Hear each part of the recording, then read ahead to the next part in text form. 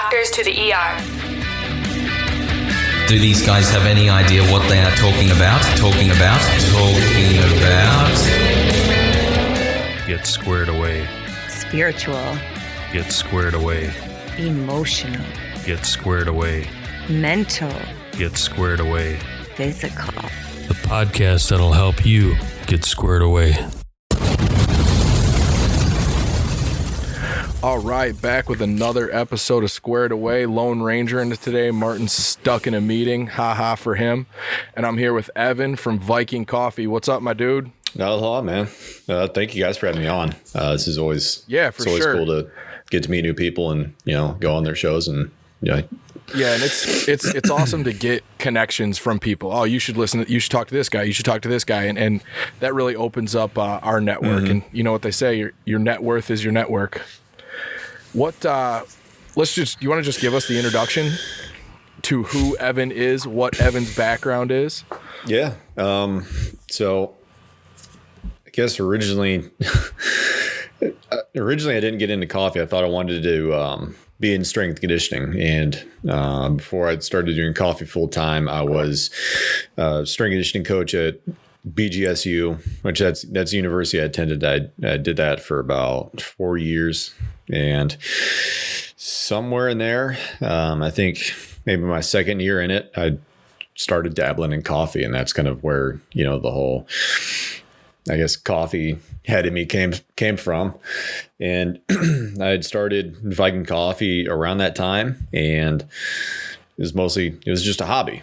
And I treated it as such. And then as my contract with the university was starting to come to a close, I was taking things more seriously. And then when it finally did come to a close, I'm like, well, I guess I'll just try it out for a year and just kind of see how I do. And I mean, I was able to pay the bills with it. Granted, living in a college town, a really cheap one at that, it's pretty easy to hit the bills, but I'm just like, all right, I can do this. So I just kind of. What year approximately? I'd started Viking Coffee in 2016, and probably fall of 2018, spring 2019. That's when I had started kind of, just like, hey, I can probably do this full time. So that's tough. You're getting in a pretty saturated market as far as there was a lot of people that were kind of in the same, dabbling in the same game as you. Yeah. There are a lot of people, and the way I see it is it doesn't necessarily matter how many people there are in it. Like I'm never going to do Black Rifle as good as Black Rifle. I'm never going to do Death Wish Coffee as good as Death Wish Coffee. But there are people who are going to be attracted to my brand who will buy and who will support me. And I'm going to do things enough in my own way that it doesn't necessarily matter how many people are in the, market. In my view, there's room for everyone. And the cream rises to the top. We saw that. I don't know if you're an avid Rogan follower or anything, but early on in Rogan, Dave Asprey came on with Bulletproof Coffee and was talking about all this, big mumbo jumbo about specific processing methods that he was using that was getting out cytotoxins out of coffee and all this stuff. And basically, years later, it came to fruition that it was basically just bullshit. It was all marketing mumbo jumbo. And I mean, you all of a sudden, like, you still see Dave stuff here and there, but definitely nothing like it was. Mm-hmm. Yeah. I remember, because it was Rogan. Then also, what was the other brand that they were like, I thought they were going to be huge. Caveman? Yeah. Caveman Coffee. Yeah. Well, then Tate all of a sudden started acting in like every villain in every movie ever. And then the coffee, I think, kind of went to the wayside. Yeah, those were one of the first companies that I had kind of like looked at for inspiration, because we have gold bags, and that was one of the main reasons I went after the gold bag. Is I just remember seeing their like black coffee bag with their gold logo. I'm like, a gold bag would be cool, and it's just something that stuck with me. So, what got you into coffee? I mean, I know we all love coffee, right? Like, coffee's awesome, but like, I mean, I got deep. Like, I nerded out on coffee for a while. And, I was going into every production method of, actually producing the coffee, not the beans. I was just buying all the different beans. But we're talking like experimenting with different temperatures of maceration and different times and everything. Like I was a nerd for a hot minute. What got you into it? Oh man. I had just honestly started as a hobby. I guess the main reason being is when I'd wanted to be in strength and conditioning, I was volunteering all my time in the weight room. So if I wasn't in class or sleeping, I was at the weight room, and this is all volunteer stuff. And I don't have money, because broke college kid, right? So I looked for other alternatives to get good coffee, just because I had kind of noticed. I tried, all the different brands at the grocery store. They all tasted the same to me. And doing some research on the internet, I found out that you could buy green coffee beans, just raw, unprocessed coffee beans. I'm like, all right, that's kind of interesting. I did a little bit more research and found out you could roast them on a cast iron skillet, like just, on your stovetop. And that's funny enough. That's how I learned how to roast coffee too, is just, watching a few videos on YouTube. So I think I bought like 10 pounds of green coffee beans. At the time, it was probably like $26, which, wasn't bad. And, the first few times I roasted coffee off the stovetop in my apartment, I completely smoked it out, which kind of pissed off my roommates, but that's what it is. So it's a good thing you had 10 pounds to work with. Right? Because, God, the first, I don't know how many batches, 10 or 15 were not drinkable. Like, they did not taste good. But, trial and error, keep practicing it and keep working with it. I eventually got something that was drinkable. Wasn't the best thing ever, but, to me, it was different. It was good. And, it was just something that kind of grew from there. And then, like, when you buy green coffee beans, right? Like, are those good a lot longer than when you buy roasted coffee beans? Oh, yeah. Yeah. Yeah, so you can preserve them a lot longer. Yeah, we've got beans right now sitting in my shop that we've had since maybe May, and they're just sealed up in they're either like clear plastic bags or more specifically like the green ones. They're called Grain Pro. Pretty much they just trap in moisture. They prevent light from getting in there so that it'll damage the bean. But yeah. So it's pretty much like it's the time between roasting to drinking that is the most important versus, I guess, I don't even know, how do they get the beans out of the fruit, right? Because coffee is like a fruit. A lot of people don't know that. Coffee is like a freaking berry, and that little hard thing in there is just like the pit, basically. Did you want me to go and explain that, or? Yeah, okay. Yeah. I was so thinking about that. As far as I know, I don't know a whole lot about like the coffee processing. I know a lot of farmers, they still hand pick cherries, which, it's crazy, but yeah. As far as I know, there are several different processes when it comes to like processing coffee. So you have a natural process, which I know people love natural processed coffees, at least a certain sect of them, just because you get a completely different flavor. Essentially what that is all the pickers, they go through, they pick the cherry off the tree, and it pretty much goes from their basket and they just push them out onto the drying beds, and it pretty much just dries and ferments inside the cherry. Then the washed process, they go through a mill and that pretty much just depulps everything in there. Removes all the fruit, removes all the cherry. And there's still some mucilage and stuff like that on the bean, and that will go into a tank of water. And essentially what happens is it's either all of the good fruit sinks to the bottom or all the good fruit stays at the top, and the rest either, stays at the top or floats at the bottom. I can't remember which one it is, but that will essentially separate all the, leftover mucilage and fruit that's on the bean from off of it. The rest is drained out, and then the beans are sent off into the drying beds.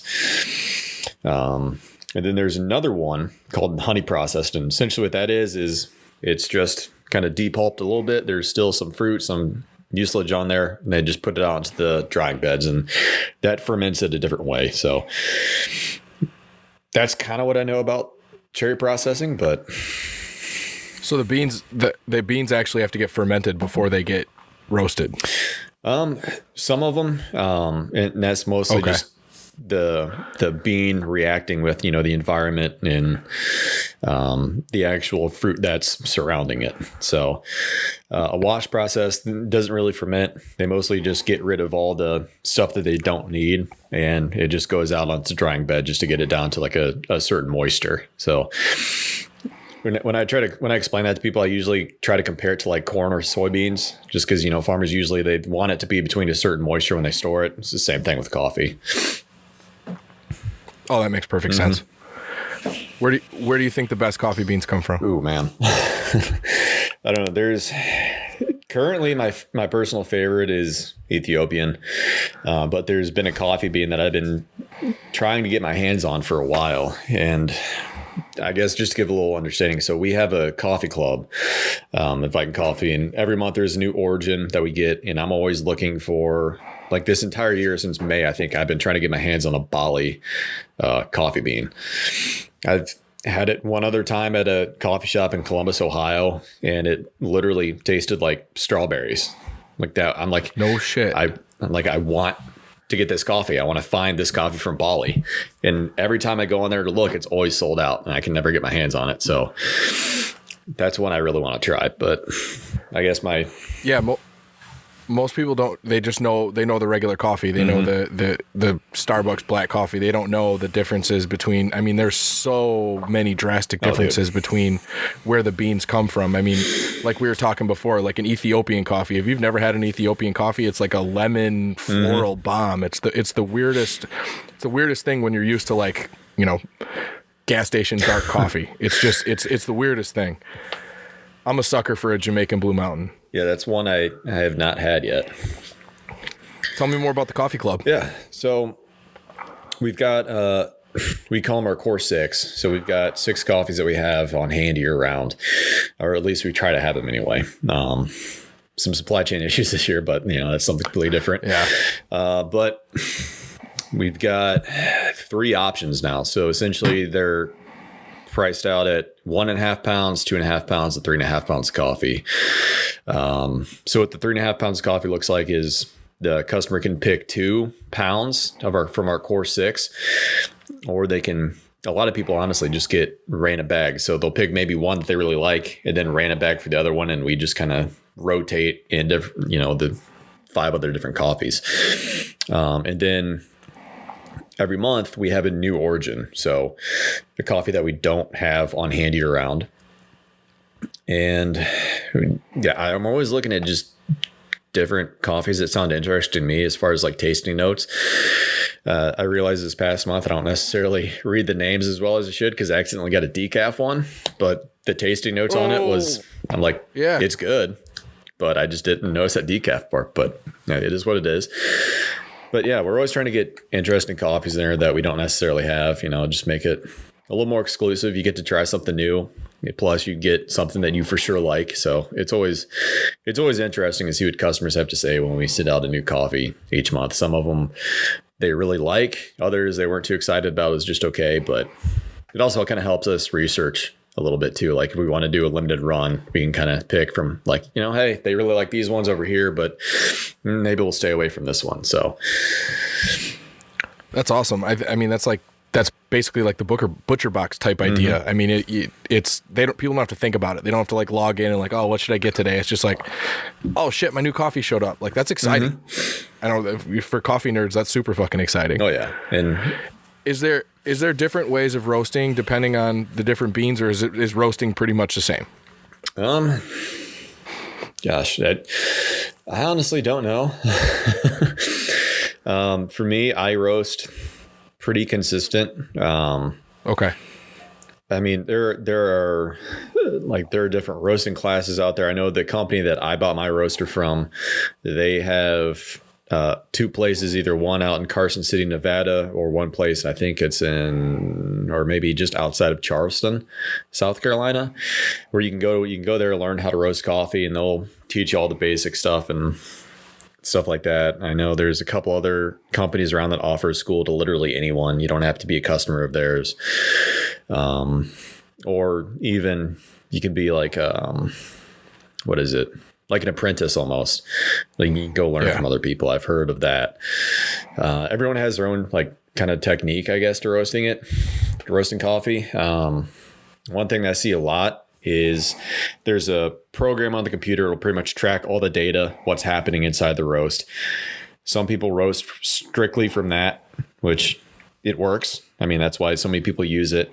And then there's other people, they don't use it at all. They strictly just go by sight and smell, which I kind of rely on both. Just because with the data tracking, you can actually get something really consistent. But the environment and, your humidity levels, what time of year it is, whether it's winter, spring, summer, that'll affect how fast or how slow a coffee develops in the roaster just because of the ambient air temperature. I don't know. To me, it's really simple, because I've done it for so long. But depending on the coffee, I would say whether it's a natural or a wash process, there's a slight difference, but not really a whole lot, if that makes sense. Yeah, no, that totally makes sense. I wasn't sure, I know that there's so much difference as far as the different types of beans when I get them as to, what the best process is to make them. I didn't know if there was something on the other side. What's your favorite way to make coffee? Oh man. Right now it's between espresso and Chemex right now. Chemex I make every morning, and the espresso is just fun to play around with just because you can get so many different flavor profiles out of it. Depending on how you grind it, what temperature you're brewing at, if you can get into that, like control within an espresso machine. Plus there's so many other drinks you can make with espresso as well. Those are probably my two favorite right now. Aren't espresso machines like $1 bajillion? It's kind of, that's what I thought. annoying. Like I've never even looked into it because I never even thought it was a thing. Oh, dude, I'm a French press guy. Yeah, that's why I started drinking coffee on once I kind of got away from, the typical Mr. Coffee pot. The drip. Yep. The French press is easy. I mean, the Chemex is nice too, but the French press, like you take it anywhere. Like, I mean, I guess you got to grind the beans. I was hand grinding for a while. That's a pain in the ass. That's one thing I honestly have not done. Yeah. It's awful. You're measuring and then you're twisting this fucking handle to hand grind, enough beans to make a cup of coffee or a French press full coffee.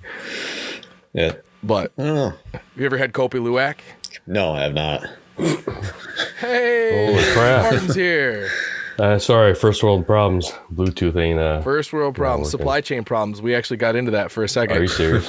Yeah. He was talking about he was mentioning it was hard to get some coffees regularly because of supply chain issues. Oh man, I got even more bad news today. So we got some updates on container pricing and everything else is going to be going up. 30,000 was the last I heard for container pricing. Yeah, it depends on where it's coming from. Yeah, 20 to 30,000.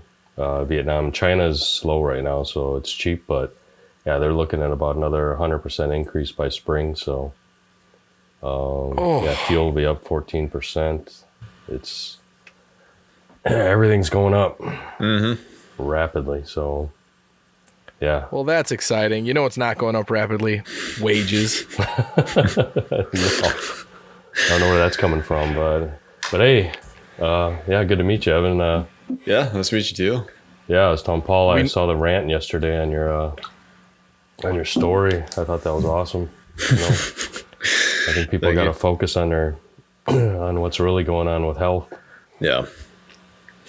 Yeah. We nerded out about coffee already, so now we can get into the rest of everything else because Martin's not a coffee nerd. So we got into all the deep nerdiness about coffee. Right on. And then Evan was a strength and conditioning for, what was it, college? BGSU. Before he got into coffee. So. No. Once you got into coffee, you quit, huh? Yeah. I mean, I don't know. After having been in strength and conditioning, I guess I got really lucky is I primarily worked football. So when I first started, I was with a really good coach, winning season, really good culture. Then after they had moved on to, I think, Syracuse, another coaching staff came in. Not that great. Culture just continued to get worse my entire time there. So like I got both ends of the spectrum, you could say. So I kind of really got to see what a really good culture, really good coach, really good leadership was like. And then the complete opposite of that. And that kind of just made me realize I'm like, there are certain people I'd want to work for in strength conditioning, and which, I mean, they're really not. There's 3 people I would consider working for in strength conditioning, but all of them are different areas as to where I'd actually want to live. So, And you're in Michigan, right? yep. Where in Michigan? Traverse City. Okay. Okay. It's a little bit up there. Do you grow up there? No, actually, I grew up in Ohio. I've lived in Ohio for 26 years of my life. So, Oh, great. You're a Buckeyes fan then? yeah. Oh boy. It's funny though. After having worked in college football for quite a few years, I'm like, I don't really care to watch it that much anymore. Yeah. No, that's understandable. I could see that. Yeah. Oh man. Kind of see the whole other side of it, and kind of, I don't know, what kind of loses its luster, I guess, to you, because just because you've been on the sidelines, you've been on the field, and then you kind of experienced it. And I don't know, for me, it's like, all right, I experienced it. Cool. I'm content with it. Yeah. Yeah.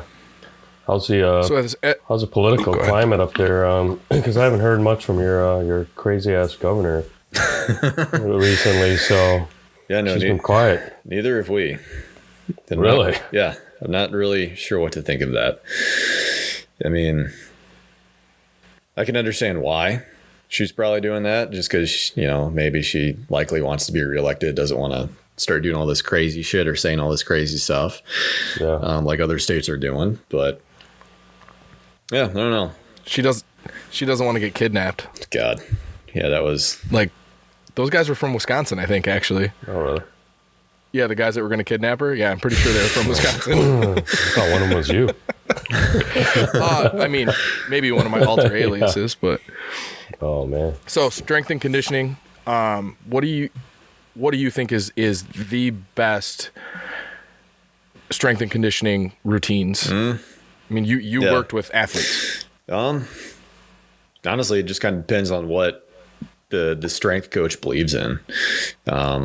It's something I learned is like there's no right or wrong programming for athletes or really anyone. I mean, as long as you're following one of the core principles of progressive overload, I mean, chances are you're going to be good. If you don't believe in the program, then likely you're not going to be able to translate that over to the athletes that you're working with.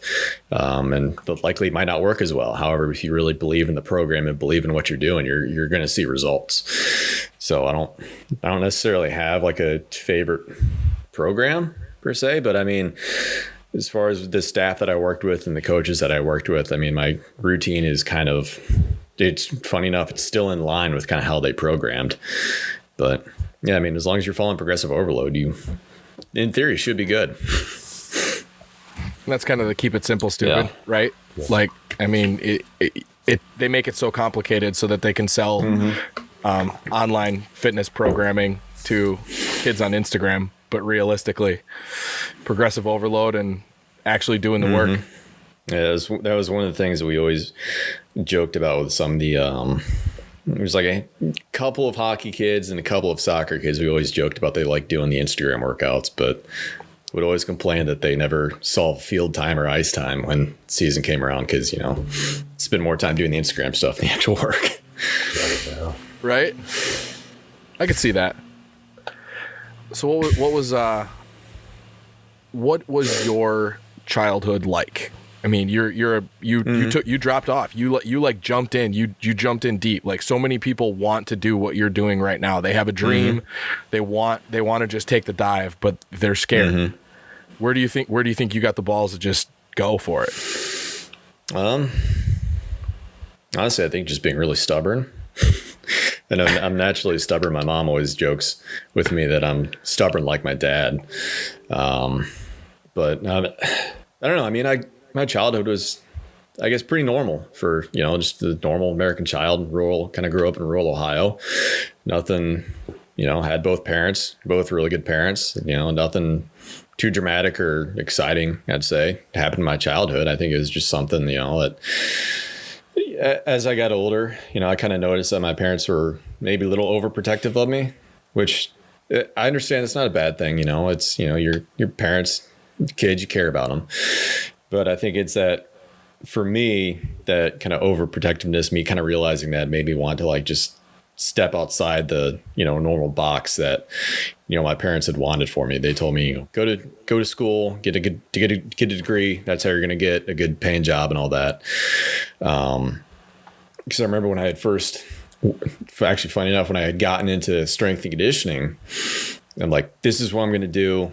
Yeah. I'm dead set on this is going to be my career. I'd start and get more tattoos because I'm like, it's acceptable. One of my coworkers, he was full arm, full sleeve tattoo, full back tattoo. I'm like, all right, this is acceptable. I can start getting tattoos now because I'm not going to, be button up tie in the office all the time. And I think we had family over, and it was either my mom or my aunt said, well, you don't really know if you're going to do strength conditioning full time, so why would you go and get tattoos? Like, it's not guaranteed you're going to do it. I'm like, well, yeah, it is, because I want to do it. So I think that contributed to me wanting to like, well, I don't necessarily have to do this. I can do whatever the hell I want.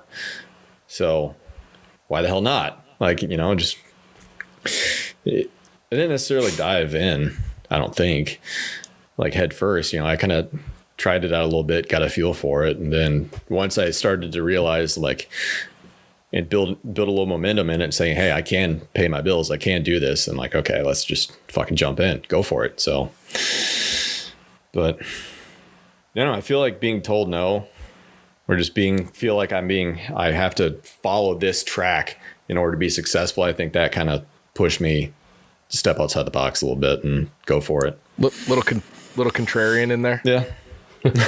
Yeah. I got a little bit of that in me too. What's been the biggest hurdle as far as the business is going? Yeah, man.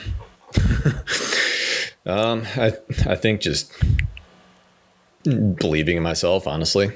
Because you get to certain things, you're like, I mean, my big goal right now is to have Viking Ranch, and that's such a big goal. I mean, I want it to be on 300 plus acres of land, have a huge facility with a coffee shop on site, with offices, with a 10,000 square foot gym and all this other shit. I'm like, how the fuck am I going to pay for that? like money's got to come from somewhere. I don't want to take a loan out on it. I don't want to get other people's money involved. I take a lot of pride in being able to pay for everything myself without having to ask for help. So I think that's just something. It's just kind of hard for me to get over. Is like, okay, how am I gonna do this? It's kind of like one of those things, because you don't necessarily have all the answers right in front of you. You can kind of have an idea as to what the steps and processes are going to be like, but there's still just enough uncertainty in there to kind of check yourself every now and again. If that makes sense. Yeah. And I'm sure it's like anything else. You have days where you're like, fuck yeah, I'm doing this. And then you have days where you're like, what the fuck am I doing? It's like every other day. So it's a different, it's either a different high or a different low. So the nice thing is you're in consumables. Mm-hmm. Consumables are steady purchases. They're regular purchases. You're not trying to sell something that somebody's going to keep. I with the Urban Savage brand, I learned very early on. I got people that are writing me now that bought shirts 4 years ago that are like, dude, still my favorite shirt, still use it every day. I'm like, well, fuck, that doesn't make me any more money. You know? Yeah, it's kind of like my GE alarm clock that I still use from when I was like 12 years old. They don't make alarm clocks that good anymore because they don't make any fucking money. Yes, Martin, I see your fucking face. I use a real alarm clock with buttons. Gosh. I don't use my phone. GE, isn't that cheap shit that you get at Walmart and it used to be the shit. Like 3 months. Yeah, they learned their lesson with my alarm clock. They probably got a little chip in there, and they're like, "This motherfucker's still using it." Oh man, wow. The day I retire and I don't need an alarm clock anymore, I'm gonna send it back to him. Be like, "Here you go, it still works." Wow.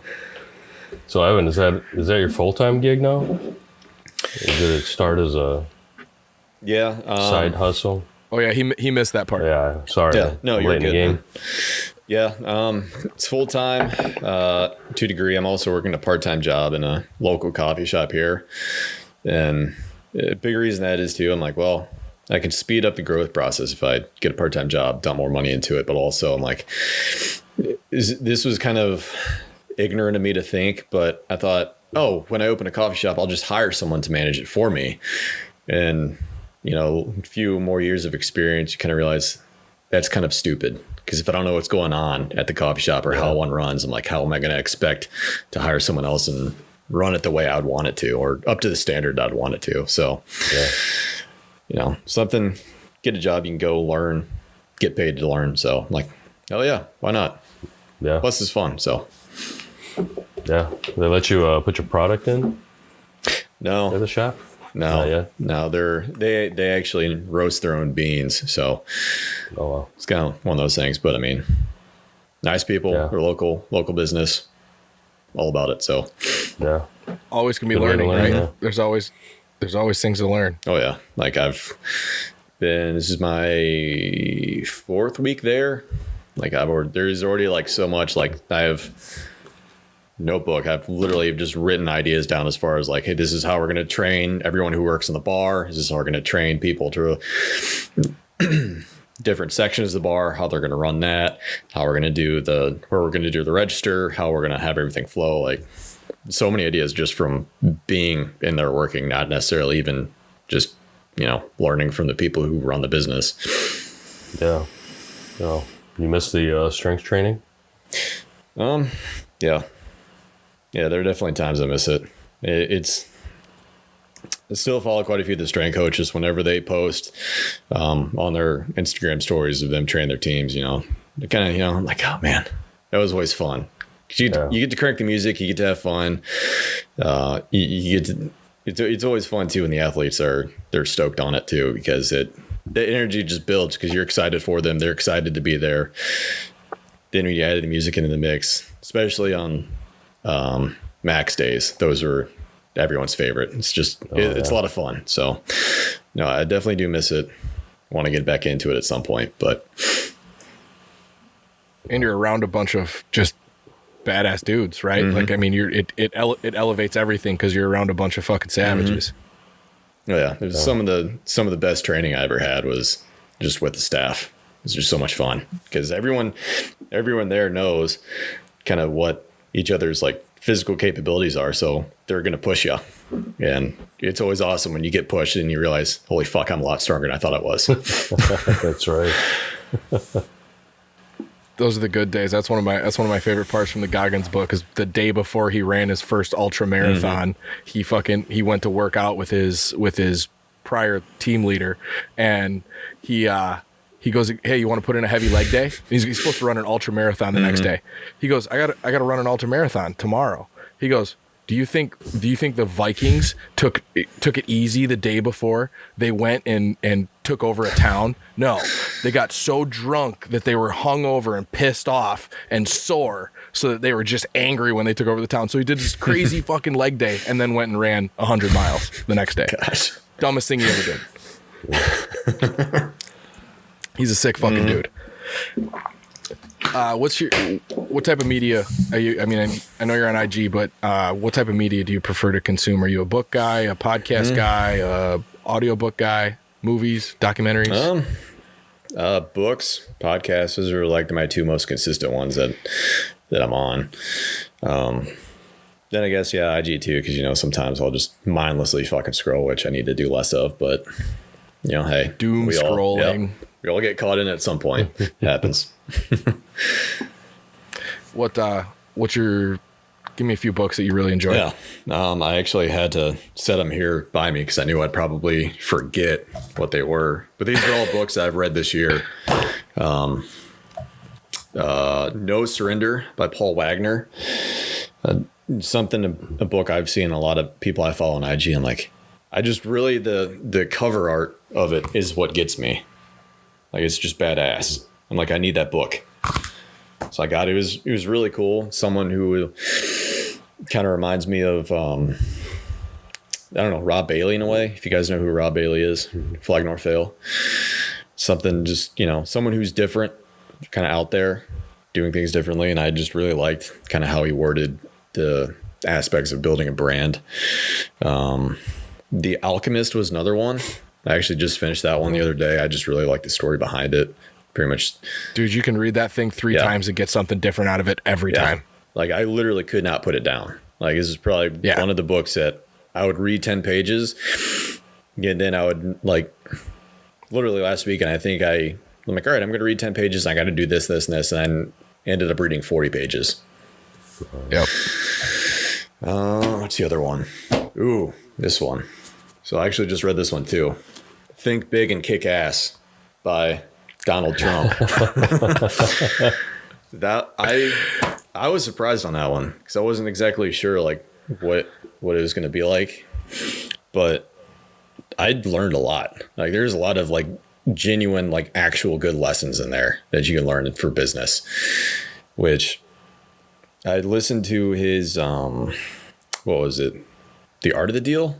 I think I briefly listened to that before. I didn't really get some of the concepts that he's talked about. It might be different if I read it, but that book I would recommend to anyone getting into business, regardless of whether you liked them or not. Like you can learn so much from just reading that book. Those were probably like my 3 like favorite ones that I've read recently. Yeah, I don't think The Art of the Deal wasn't necessarily full of like useful concepts. It was, I took it as more of like, this is what I've done, you know, and it was awesome. Like it was awesome to hear the story of the ice rink in New York, and it was awesome to hear some of those stories. But it was also like it would have been nice if it had a little bit more. So maybe I'll check that one out. That's pretty much what I kind of got from that too. Was just like, this is what I've done. I'm like, I don't necessarily get it, but all right. Right. What gets you going in the morning other than coffee? Oh man. I'll say You got a family? no, it's just me and my wife. So Okay. no kiddos. No kiddos yet anyway. I don't Yet. No fur kids. No. Although she wants one. Oh boy. And by one, I realistically probably mean multiple. Go to the rescue and find the saddest one. Oh gosh. Most decrepit one. Drag Gosh. home. Yeah. Yeah. Oh gosh. That's going to be bad for both of us. Cause I mean, I grew up with dogs my whole life too. So we likely will end up with multiple ones, but you know, hey, if you like dogs, it's all good. Yeah. But as far as what gets me going in the morning, I think it's just, if I don't get up and do the things I know I'm supposed to do, and am I going to achieve my goals? Likely not.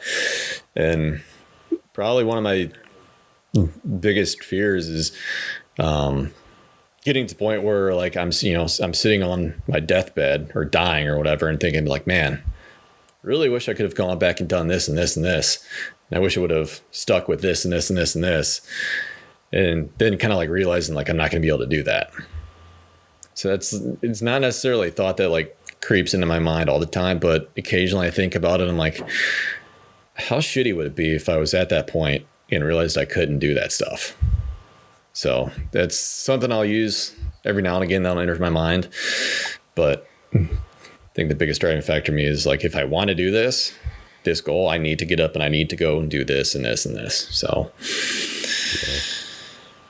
Yeah, focusing on the process versus always looking at the reward.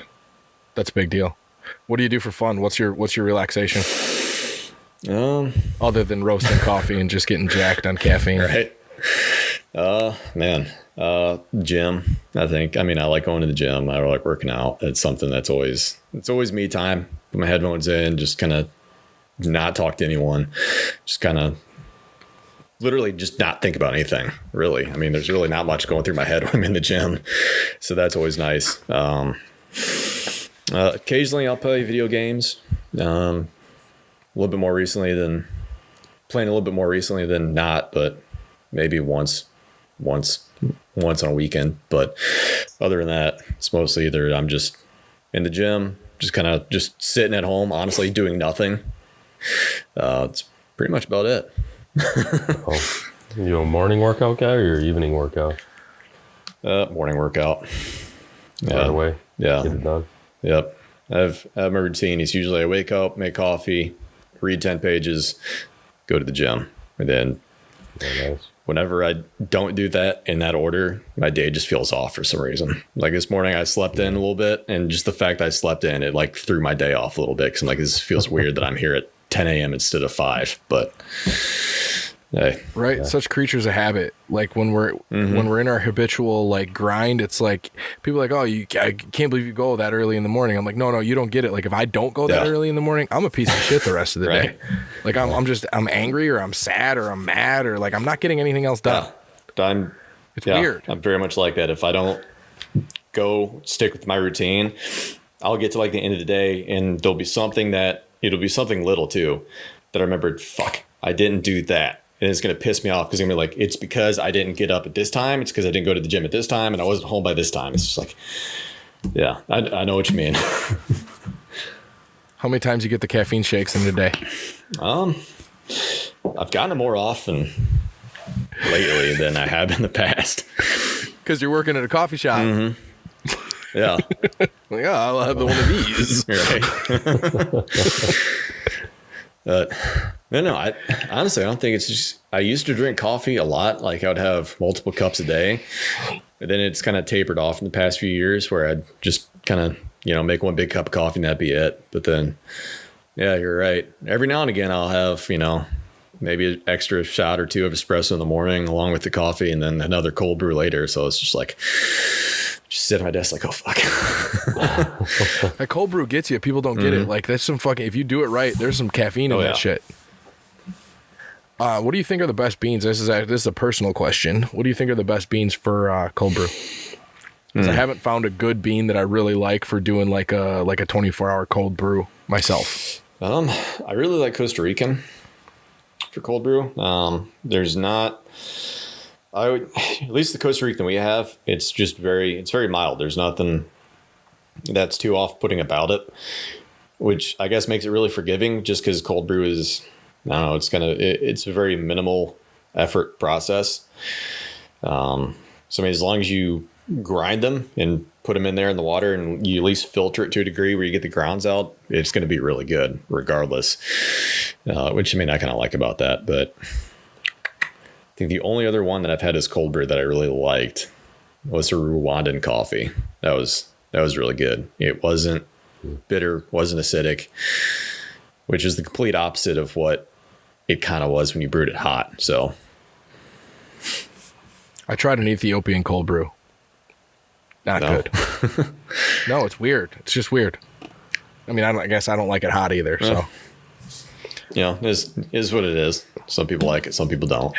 Have you ever had a chance to try Kopi Luwak? I haven't. Kopi Luwak, Martin, is coffee where these cats eat the coffee fruit, shit, and it. Yeah. Oh, they shit it serious? out. Yeah, 100%. It's like, and it's outrageously priced. Yeah. Outrageous, like hundreds of dollars a pound. They eat the coffee fruit, and then it ferments in their guts, and then they shit it out, and they collect the beans and roast them and make coffee. It's like the most expensive coffee in the world. Wow. So they collect the shit and then they. I'm guessing. Wow. Yeah. I'm sorry, I can't. I'll drink some coffee on vacation. Like I'll hit up a private shop or something. I don't want to support, Starbucks or anything, but, that's about it for me. I'm not a connoisseur. I mean, I'll support like Black Rifle Coffee. I don't know. Have you tried their stuff? Yeah. What's your thoughts on their stuff? Yeah, I like it. I've had a couple of their roasts. I think they're AK-47. I've had that one. Then I've had one other one. I can't remember what it was. It was either Beyond Black or Silent Just Smooth. It was one of those two. But I haven't had their stuff in a long time. Yeah, they're going publicly traded too. Yeah, which is fucking nuts. Yeah. That's crazy. I did not know that. That's huge. Yeah, I can't remember how many vets they employed, but I mean, it's amazing. I mean, what they started with and, where they are now. Which to me, it still blows my mind because 2014, when they started, like, it doesn't feel that long ago. Which I mean, it kind of is. It's like, what, coming up on 8 years ago now? But I mean, still, like, that's quick. From nothing to a public traded company. It's just like, holy shit. Yeah. Yeah, they jumped through a lot of slow grind hoops in very quick time. I mean, they were, all of a sudden, it went from only online ordering to you could legitimately buy it at Walmart, Cabela's. We have it at the local gun shop. Like, so fast. Yeah, Walmart don't carry it, does it? Yeah, I think Walmart has some of it. Oh, okay. I try. I've seen it at least at grocery stores. Maybe not Walmart specifically, but I've seen it at grocery stores. Wow. So Just got to get a Viking coffee into there now. Right. it's the next step. No, I really like. He has a subscription club that people sign on to, and then they can pick whatever they want, right? Mm-hmm. So they can get like a fresh new product every month, and then they can try all these different coffees. I mean, I think that's probably one of the coolest plans that anybody. I mean, and what a hell of a Christmas gift! Like if you have a family member that likes coffee, like dude, that would be an awesome Christmas present. Yeah, we've actually had a couple people who have bought them for other people as like it was either a birthday gift, and I think we had a recent one as like an anniversary gift. So that was kind of cool. And I found that out. I'm like, I never even thought about that. Way better than the Jelly of the Month Club from Christmas Vacation. Oh, Way better. Clark might not have sent Eddie out to fucking capture that guy if it was a Viking Coffee subscription. it's coming up that time of year again. Have to watch that movie at least like 20 times. Yeah, we started a week ago. We started in on the Christmas movies. No, we haven't gotten there yet. We're animals. I got kids though, so we go deep. we get into some really old shit. Wow. But well, dude, you got anything else, Martin?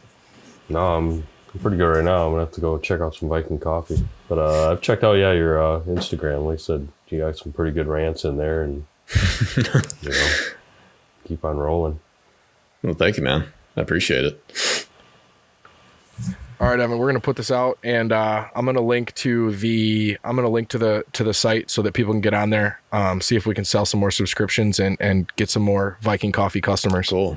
Yeah, I appreciate it, man. Thank you for having me on and chatting for the last hour or so. This was fun.